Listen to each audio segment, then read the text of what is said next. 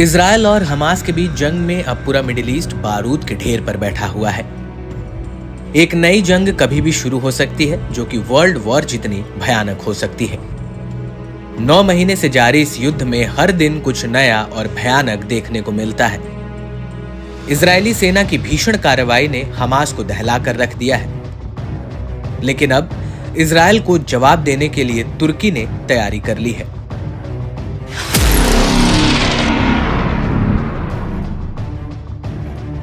Israel के iron डोम का जवाब देने के लिए तुर्की नया हथियार तैयार कर रहा है। दरअसल तुर्की ने इजराइल के आयरन डोम के जवाब में स्टील डोम से देने वाला है। तुर्की ने घरेलू रूप से विकसित वायु रक्षा प्रणाली की योजना की घोषणा की है।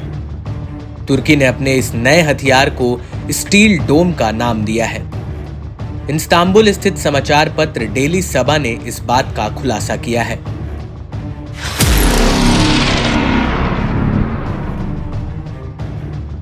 तुर्की ने महत्वाकांक्षी स्टील डोम परियोजना को हरी झंडी दे दी है। स्टील डोम सिर्फ एक सिस्टम नहीं, बल्कि सिस्टम की एक प्रणाली है।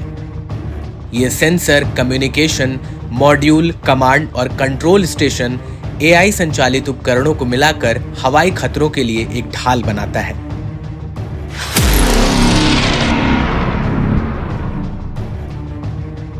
ईरान ने पुतिन को भी टेंशन दे दी है। दोनों देशों के बीच S-400 मिसाइल डील खत्म हो गई है।